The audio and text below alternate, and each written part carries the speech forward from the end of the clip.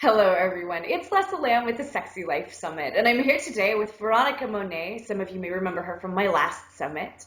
I'm so excited to have her back. She's always just a fount of amazing information. Today, we're going to be talking about post-menopausal women and sex and eroticism and seduction and sensuality post-menopausally and in later stages of life. And I'm super excited to get some tools and resources because I know Veronica's got a ton. So, how you doing, Veronica? I'm doing great. I'm doing great. And I happen to be postmenopausal, so I'm a great person to talk about this. Might be why I chose you.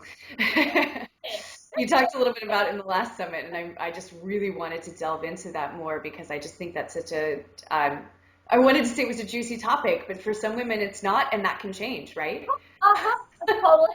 Totally. So it's been quite a journey, and I actually want to share my personal journey just because I think that it touches into some of the emotions around the topic. It's a really emotional topic for a lot of women. Now, certainly, I know, I am a trained sexologist and sex educator, and I know that it's not the same for every woman. There are some women who are going to go into menopause very happy that they don't have to worry about their period or pregnancy anymore and just go right into the most phenomenal sex life they've ever had. But for the rest of us, it can pose a little bit of a psychological and a physiological challenge. And I think the first one that came into play for me was all psychological. It was just the number.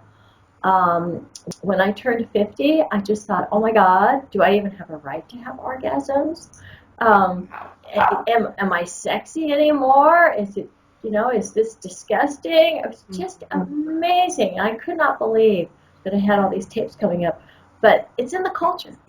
It's totally in the culture. And if every time you go to see a movie or you turn on the television or you open up a magazine, there's no women your age there, you start to think that maybe you have an expiration date. Oh no. That's not good. Yeah. So you really have to actively move against that. And for myself, that's included getting involved in all kinds of new sports, like, long, all day hikes up on the Pacific Crest Trail or taking a really, really difficult level 2 hatha yoga class. And some of those things really give you the sense that you can do anything. And so that can be revitalizing. Yeah. Emotionally, there's these obstacles, but then there's also physical obstacles, at least for some of us, and I was one of those people. Now, I was pretty resolved that that wasn't going to be the case for me, so I really just kind of ignored it because I'm stubborn that way. But eventually, I started realizing that some of the mechanics weren't working the way they used to. And I ended up doing 2 things for that. And the first thing that I did was actually start stimulating my A spot. That's short for anterior fornix erogenous zone. It's located right next to the tip of the cervix. And if you don't have a cervix anymore, which some women who've had hysterectomies, hopefully you can still find it. You would just go up towards the very end of the vaginal barrel. And when we say anterior, we mean pointing towards the stomach. Okay.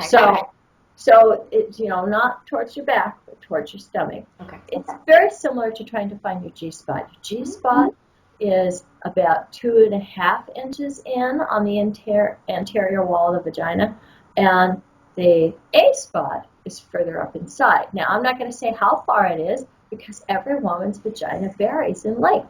Some women only have a 4-inch vagina. Some women have a 12-inch vagina. So, since I can't measure all my clients' vaginas, I just send them out to get a really long, slender G-spot stimulator. Now, there's a lot of G-spot stimulators out there that are kind of big nowadays. Yeah, like kind of girthy or Yeah, they're big around. So you want to get one that's really, really slender, like maybe only about that big around, and long, like at least 8 inches. And then when you go up inside, if you have a cervix, you're going to feel the tip of the cervix, and then you're just going to move towards your belly. And there's going to be like a little indentation there that's very much like a G-spot. But I would never, ever, ever touch that spot the same way I would a G-spot. Yeah. Okay. I want to be very, very gentle and cautious with that part of my anatomy. And I think that this is kind of a repository of our sexual trauma. Mm. So you might find that when you're first stimulating it, you might actually cry. You might feel some deep emotions. You might remember being raped or sexually harassed or some other item of grief could be stored in there. So it's really kind of this sacred going in. And I kind of think that's maybe what menopause is about. It's really an invitation to go deeper, an invitation to investigate yourself more thoroughly. And when you do that, it's a rebirth. It's an absolute rebirth. So on the other side of that journey, what I discovered were bigger, more powerful orgasms than I ever had in my entire life. Wow. I now ejaculate buckets of Amrita. Yeah. And farther than I ever went in my whole life. Sure, yeah. Everything's much bigger. Go big or go home, right? Well, we're saying that, by the way, the clitoris gets a little bit bigger on the post-menopausal women too. Interesting. Yeah. So that is a very interesting thing, isn't it? I almost feel like there's a feminist statement in there. There's certainly an empowerment statement. Yeah. Our sexuality is actually becoming more prominent. So if in the vast majority of women the clitoris is actually going to get bigger after menopause, it's suggesting that her sexual pleasure is going to become more important, more focused in the forefront. Mm-hmm. And that was exciting for me to really discover that. So whatever ideas I had before about 50 post-menopause, it's all downhill from here. Right. It couldn't have been more inaccurate. It's actually, I'm kind of embarrassed how sexually fulfilled I am. The other day I had my own version of premature ejaculation. Now, Oh my goodness. I didn't ejaculate, but I orgasmed right as soon as I experienced penetration. And I was embarrassed. Ow. Sorry, I can't. Wow. Why did I come first? Right. Yeah. And the orgasms are much more powerful now. There's a real gripping around what is penetrating you. Sure, it's like contraction of your vaginal muscles. Yes. So those muscles seem to be much more expressive and much more powerful than they were when I was younger. Interesting. Does that, I mean, do you do pelvic floor strengthening exercises like Kegels and things like that? I do less of that than I did when I was younger, actually. Interesting. But I'm sure I have a lot of muscle memory at this point because I've had a lot of Kegels over the years. Mm-hmm. Yeah, and every woman's different. So one of the things, there's some really important things that a woman needs to take into consideration, like if she's had any kind of damage to her pelvic floor through, say, childbirth. She might actually want to get some professional help with that. Rehabilitating, like vaginal floor PT. I know I was just talking with a client the other day who's actually in physical therapy for her vaginal canal because she's been having such painful intercourse. So they've been doing actual intramuscular work there. Yes, and there's a different variety of modalities. You might go see a sexological body worker, somebody who can actually massage those tissues internally. Yeah, that's what she's doing with this PT, that they're doing intravaginal work. Right. Yeah. And that's a really great way to get through the trauma as well. I agree.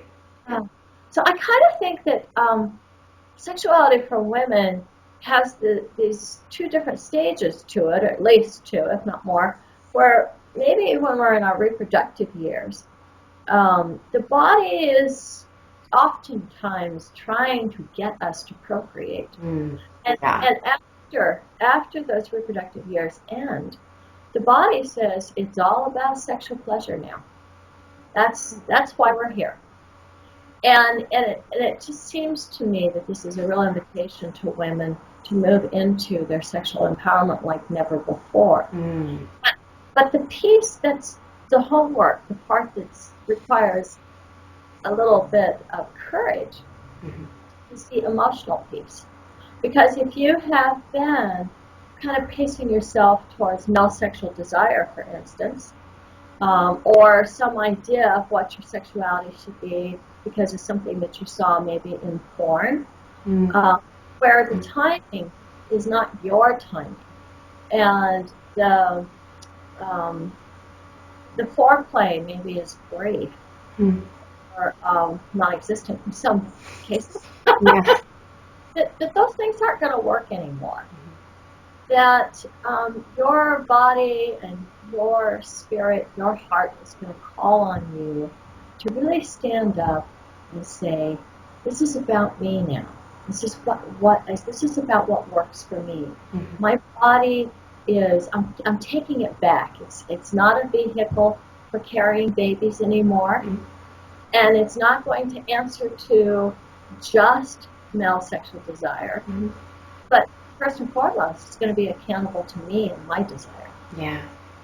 And that's really a powerful thing. And then certainly you want to be a loving, giving, generous lover.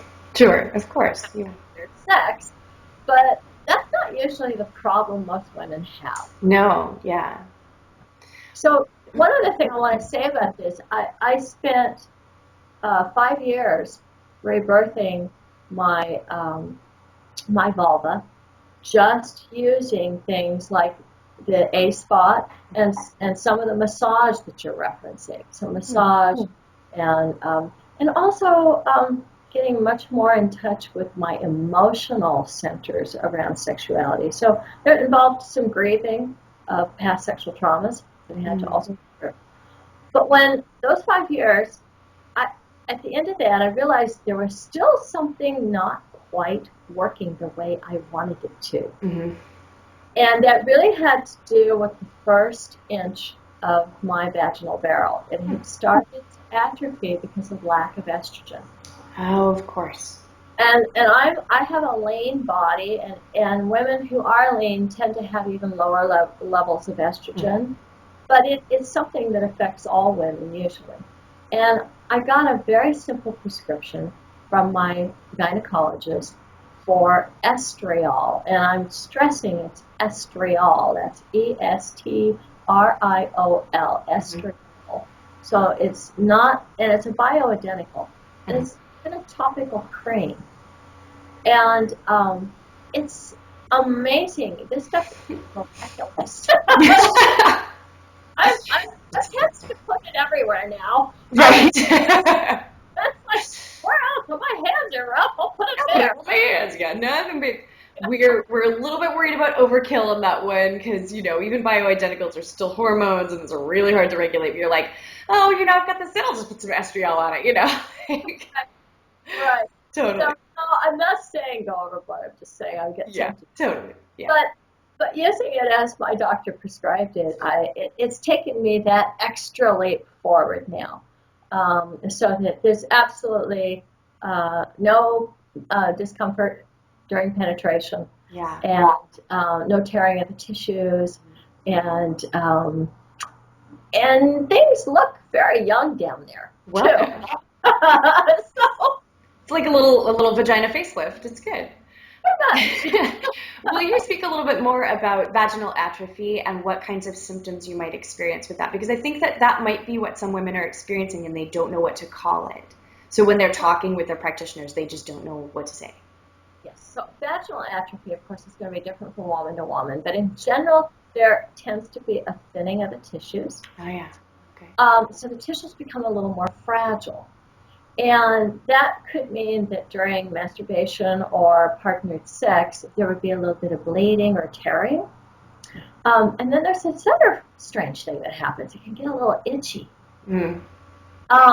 So if she finds herself kind of itching down there and thought in the past, well, an itch means I have a vaginal infection, but there is no discharge. Right. That could be vaginal atrophy. Okay. The tissues start to get thin, they start to get fragile, and then they start to itch. Okay.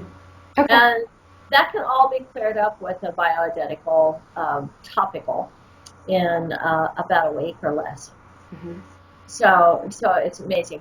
In its worst form, vaginal atrophy can actually mean that everything kind of falls into disuse, and that the tissues may actually become impenetrable, or basically, if there was no sexual activity at all and you weren't challenging that atrophy, it could become kind of like a pubescent or pre-pubescent vulva. Yeah. Okay. So really delicate and sensitive and very like strictured and just really having a lot of like incredible sensitivity is what I'm hearing from you. Yeah. There's Okay. also something else that women should be aware of, and that's something called lichen sclerosis, and that's actually on the increase. Horrible sounding name. I wish they called it something else. Sounds like vagina moss. Does it sound horrible? Yeah, it sounds really bad. Lichen sclerosis. Yeah, totally. I have eczema of a vulva. Oh, okay. All right, and they will sometimes prescribe a really, really powerful corticosteroid for it, but ultimately it looks like there's a lot of confusion about what causes it and what the cures are. I know that some people are using both testosterone and estriol as treatment, and it does seem like maybe there's some relief around that. And also there is this new procedure, which is called the O shot. And this is where they take the blood serum, your own blood serum, and then re-inject it into the area. And apparently that is having like a 100% cure rate. Wow. That's cool. Yeah. But that will sometimes kind of gang up with the vaginal atrophy and be a little bit confusing, because it also can itch, and it can also cause the tissues to become red and irritated. And you're talking right now about lichen sclerosis can be what they call concomitant with vaginal atrophy, and they can exacerbate each other and do all sorts of funkiness. Yeah. Yes. Okay. Yeah. So to sort those out, vaginal atrophy would be both in the vulva, the outer vulva, but inside the barrel of the vagina as well. And what happens, like if you fill up into your vagina and you don't feel any wrinkly skin within those the first inch, you may be having some vaginal atrophy, because there are wrinkles inside the vagina, which help it expand and help it be flexible. Totally. So that's one way to sort it out. And the lichen sclerosis actually has little white patches. It's almost as if the blood's not getting to the skin there anymore. Oh, that makes total sense. That makes sense also to why a blood serum, so a blood serum, for those of you who don't know, is nothing that's come from outside of your body. It's like a distillation of your own blood, basically. They take your own blood, they put it through a centrifuge, and the top part, it kind of looks like fat. Yeah. That's the serum. They extract that and then inject it right back into you. Yeah, totally. So yeah, it's really nothing complicated, and it's totally not only biological. It's literally bioidentical. It is your biologically identical substance. It's actually your blood. There's nothing coming from outside you. So that's actually a really fascinating process, and one that can be really useful for a lot of different healing processes, but I never heard of it used for this kind of vaginal issue, which is awesome. I love that they're doing this. Yes. I only just recently heard about this myself. I knew they were doing those kind of injections for facelifts, and I knew that they were doing it actually for the G-spot, to try to get more arousal in the G-spot. Fantastic. That sounds exciting. The O-spot. Look it up online. O-spot.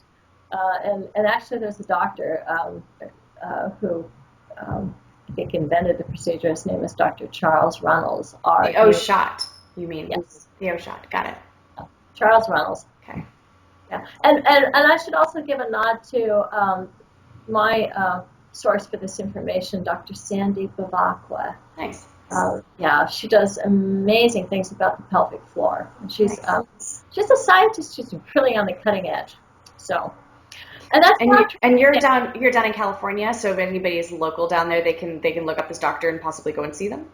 Actually, these people, Sandy Bavakwa is in Arizona. Oh, okay. And Charles Reynolds is in Alabama. Oh, fascinating. So this is all people that you've found out about online and done research. No, darling, I was just going. It's all there. World is my oyster. Yeah, totally. Well, it's plain. Actually, they will be able to refer you to other practitioners. Oh, fantastic. Okay, so potentially you can find other practitioners in your area through these people. So good to know. And we mentioned sexological body workers. That was a degree that was invented by my friend Joseph Kramer. So I was actually sitting in the room when he said he was going to launch that, and I was like, nice. What? No way you're going to get the state of California to license people who touch vulvas. Vulvas and penises, yeah, that's great. Yeah. But that's usually, I think that they're all over now. It's pretty well in most states. So sexological body worker, not a sex therapist, sexological body worker. That's somebody that's really taught how to release sexual trauma and other emotional trauma from the sexual tissues. Interesting. So they work directly on genitals and sexual organs, like possibly breast tissue as well? I think so, but the training is mostly focused on the genitals. Yeah. And to help release trauma stored in your tissues. We had an expert on a little while ago who said issues are in your tissues, and that's totally true. I mean, if you've ever had any sexual trauma, that stuff is definitely being stored, potentially even in your sex organs. So getting around that, like not touching your vulva or vagina or penis or testicles ever again, not going to be an option for thriving sexual health. Totally. Well, and also we can process, like I've spent years processing both my incest and gate rape in talk therapy, in support groups, in 12-step groups, journaling, crying, doing all kinds of catharsis, rolling. That's great. It's wonderful. It's all vital to my recovery. Totally. But until you actually start teasing out the trauma that's buried in the genital tissues, you're not going to be fully connected to your ability to experience pleasure. Absolutely. So it's quite a journey. It's a beautiful one. Yeah. But it does require some courage. It does. It's scary. I mean, it's scary to address that stuff head on, you know? Yeah. So even if you're not dealing with past sexual trauma, though, sometimes post-menopausal women do have vaginal atrophy, and these are some things that you can do that might bring some huge relief. So we have you've done a lot of just like self work with self-stimulation and masturbation and touching and getting involved with your own body and your tissues, and so that did a lot, I'm sure, to go towards rehabilitating that area. And you talk about rebirthing your vulva and having just a really amazing experience with that. Will you speak a little bit more into that? I would love to. I was actually just in a session with a client before you did our interview this evening, and was speaking to her about how masturbation can help us release a variety of emotions. Now, we've kind of, and I think maybe women uniquely so, I don't know, got this feeling that we're supposed to be sexy. Yeah. That sex is supposed to be sexy. I mean, that's actually the title of this summit, right? Sexy life. Yeah, totally. Yeah. But I really want to open the playing field. Yeah. Playing field to the idea that our orgasms are they're really a fabulous form of therapy. Yeah. And you can use an orgasm to grieve. I discovered this kind of by accident. I was really grieving the death of a loved one. And it seemed like I was never going to get over it. And one day, I was starting to masturbate, And I couldn't stop thinking about this loved one that had died. So I just brought it into my masturbation. Hmm. And I started allowing myself to be sad while I was pleasuring myself. Hmm. And as I started to orgasm, I started to cry the biggest tears. Oh, It was so beautiful. wow. And the effect, the long-term effect of that was that my tears went so deep with that orgasm that I didn't need to cry anymore. Wow. It was really healing. That's amazingly profound. Thank you for sharing that. I it was amazing. Wow. So knowing that we have that, we are our own therapists, and we really, our bodies are equipped to process this stuff. We're not ashamed to do it. Yeah. That's such a huge thing. I mean, I know your website is the shame-free zone, and I really respect that, because I just think so many people are like, oh man, I can't do this thing and this thing over here always have to be necessarily disconnected. And I think you're totally right. We eliminate access to some amazingly powerful passion, but also healing and just the ability to be connected with our own bodies and our own processes that we may miss completely out on if we're not willing to say, you know what, this is going on for me right now, and I'm going to allow it into my space, even though right now I happen to be doing something sexual, like having intercourse with my partner or masturbating or flirting or, whatever it is. I loved that you just sort of were able to say, this is interesting. This is coming up for me right now. I'm going to honor and respect what my body's showing me and see where it goes. That's amazingly beautiful. It's very freeing. It's very empowering, very liberating. And it starts, if you could do that, it really starts you down this amazing journey, this path.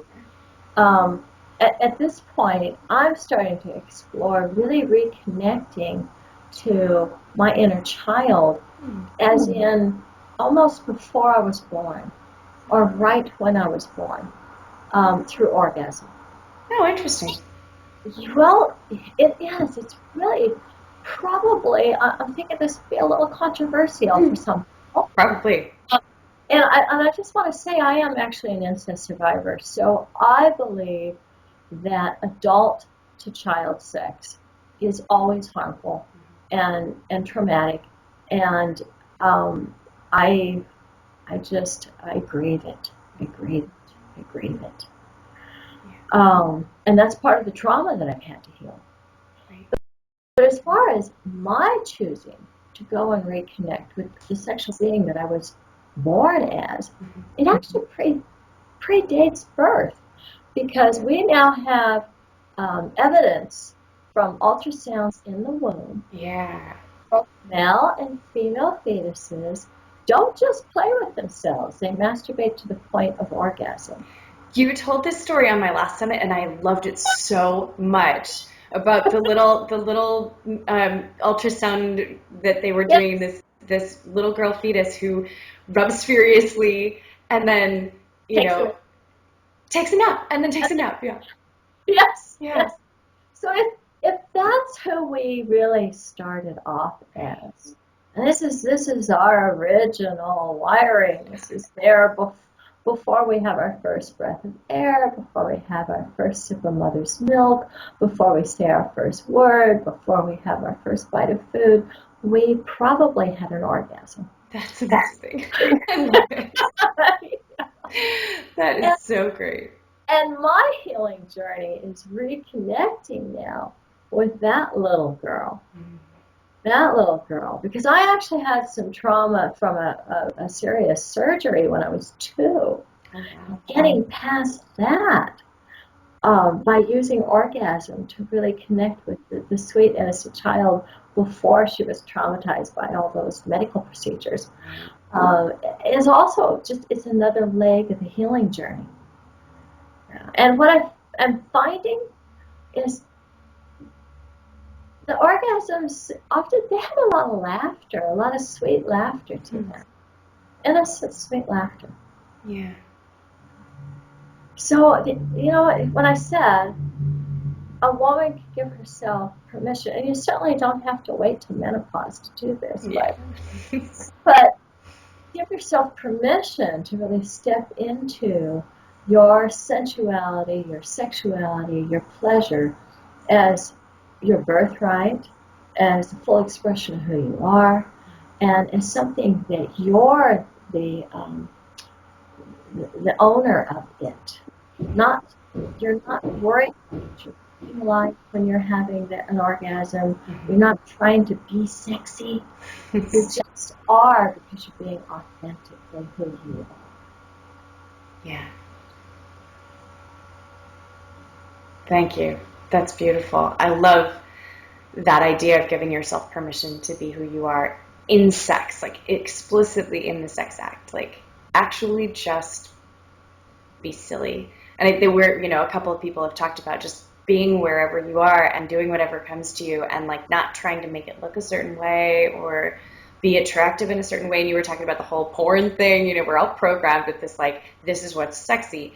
And I mean, I almost feel like I should rename the summit the Authentic Sex Life Summit or something like that, But I still think it works because it's like the sexy life can be whatever you choose to make it. And I think that's great. I could not agree more. Yeah. And my idea of sexy is very different than what the dominant culture's idea of sexy is. Yeah. And usually what I find the most potent, the most erotic, is authenticity. Yeah. It doesn't matter, like if I see an older couple, in my case, I'd be older than me, somebody who is in their 80s or 70s.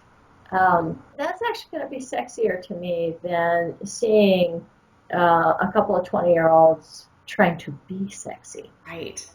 Right? Or just trying so hard, Yeah. Looks exhausting. I want the thing that moves my heart. Yeah.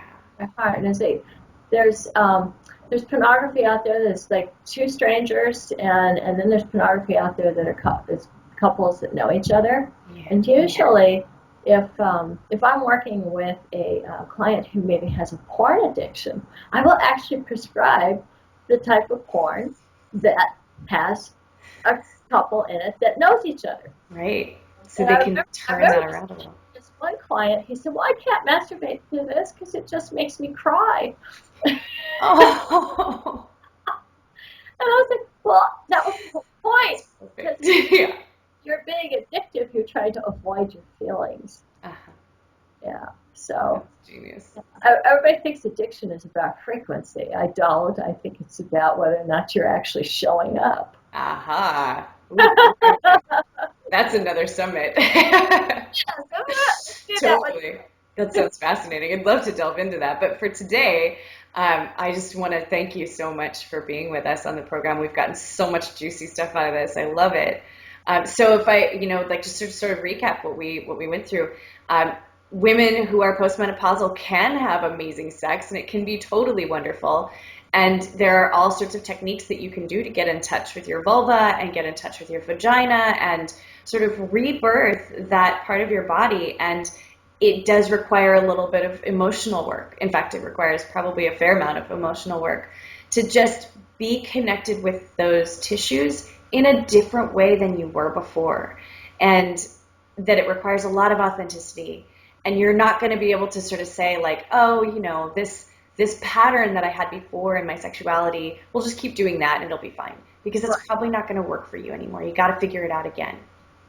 Lessa, to put it in shorter terms, what I want to say about that. If you are going through a menopause and things are changing in your body and sexually, consider it not as the end of the road, but an invitation for you to leave your childish ways behind and enter into something far more advanced, far more fulfilling, far more amazing than anything you've ever done before. Very cool. Very cool. Yeah. So all of you menopausal or perimenopausal or postmenopausal women, know that This is not the end of the sexual road. You have an opportunity to get intimate with it and have some amazing sexuality and sensuality in your life with a few tools, maybe, a G-spot stimulator for your A-spot instead, and maybe some estriol cream that you can get prescribed by your doctor if that works for you. There may be some sort of herbal or topical alternative things to like coconut oil or something, but I don't know. I haven't looked into that. And if you want to explore that, then you have. Actually, coconut oil is awesome. Mm-hmm. It didn't do what estriol did for me. Sure, noted. So yeah, but some people might want to try. I think there's like yam extract and things like that. So cool. And I would actually, if they're wanting to look further into the specifics, really highly recommend Dr. Sandy Babakwa's courses, because she gives a very thorough scientific education on all this stuff. Fantastic.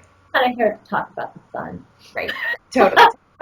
You're here to talk about getting in touch with you. So, ladies, you have express permission from Veronica Monet to get in touch with your vulva. Well, yeah, let her start talking to you. Yeah. Because she has things to say that you might not have been listening to. Absolutely. I know if you start to listen to her, she will bring you more pleasure than you have had so far. That's really, think of it as a relationship. Yeah. A relationship that grows and deepens over time and becomes far more satisfying and far more amazing if you're willing to invest the time and the effort into it. So this is, that's really what I think. I think that's what aging is about for all of us, actually, is starting to listen to our bodies and our hearts more deeply than we ever did before. So that, not so that we can stay young, so that we can become more fully realized as human beings, so we can become happier than we've ever been before. Yeah. Oh my gosh, thank you for that. I think it's so difficult for people as they age to say, yes, I'm still vital. I'm still a viable member of society, and like people, we as a culture, we don't respect age anymore as vitality. Well, I think there's good reason for that, Lessa. We have had an image of aging for quite some time now. It hasn't always been that way, by the way. No. It used to be an esteemed role in culture. But we have had an attitude towards it, which is that you're going to fall prey to a whole bunch of disease, and you're going to not be able to do what you used to do when you were younger. And, to some extent that might be true for some of us some of the time. But I'm really saying that that's a choice. A lot of times it's a choice about how much do you want to work for that growth curve that's going to take you to a place where you can do more than you could do when you were younger. So I'm wanting to shift the paradigm, not to tread water and stay where you were, right? But to actually let's up the ante here. Mm-hmm. Expect more than we ever expected out of ourselves before. I agree. Yeah. For those of you who are thinking, oh my gosh, this sounds like way too much work, I think, yes, it is some work. There's some work involved. But I think that the risk to reward benefit is far greater, in the reward column. And I think it sounds like you're attesting to that personally. Lessa, here's the work. The work is to actually give yourself permission to play. Yeah, totally. That's because what really happens usually in your 30s and 40s is that you're totally focused on work without any play. Yeah.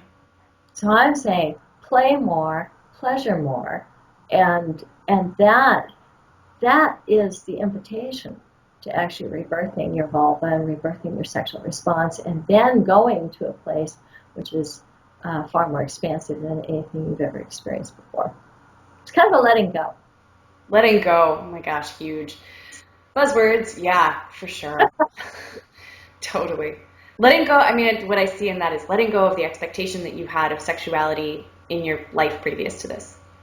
I actually think that that is a really great tidbit for everybody, regardless of your age or gender. Your ability to go through menopause. No, I think most of this really applies to all ages. Agreed. The only thing that I would say about an aging body is that it basically gives you notice that you are going to have to pay attention. Yeah. You know, as opposed to saying, I'll get to me later. I'm experiencing that exact thing right now, and I'm not that old, but I'm definitely older than I was, and I'm finding that I can't push like I used to be able to, you know? Oh. Gotta take care of me. I'm like required to do self-care these days. It's a really interesting wake-up call. Right? Yeah. Every decade, when I turned 20, it meant that I couldn't drink for 3 days. When I turned 30, it meant that I actually had to get more than 6 hours of sleep every night. Hey, look at that. You know? Familiar story for me right now. When I turned 40, I had to stop taking shit off from creeps. There you go. It's a journey. Yeah, totally.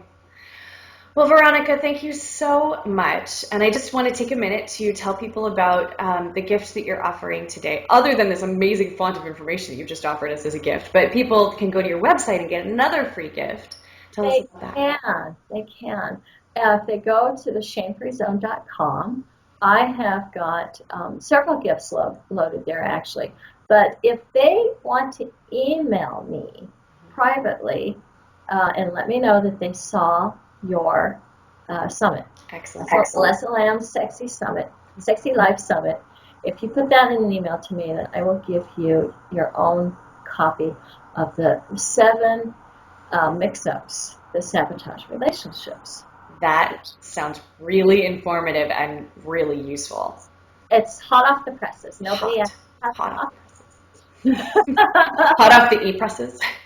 Hot off the e-presses. Totally. Nobody's seen it yet, except for me and I'm so excited. Oh my gosh, that sounds amazing because that's definitely something that I think so many people fall, well, I would say victim to, but also that, they enable that sabotage procedure to happen too. So yeah, it's definitely. Sometimes people don't think relationship issues pertain to their sex life, but No. that's dead wrong. We're here to tell you that's a myth. If your relationship's got some problems, your sex life will suffer. True that. Yep. Well, awesome. The 7 mix-ups that sabotage relationships can be yours if you email Veronica directly at veronica@theshamefreezone.com, I believe is your email address. Yep. Awesome. Veronica@theshamefreezone.com. Awesome. I will link that underneath the video down here where the links have been. Everybody knows this by now. And I am so thrilled that you were with us today on the summit, and it's always a pleasure to talk with you, dear. Thanks, Lessa. Much love to you. You too. See you.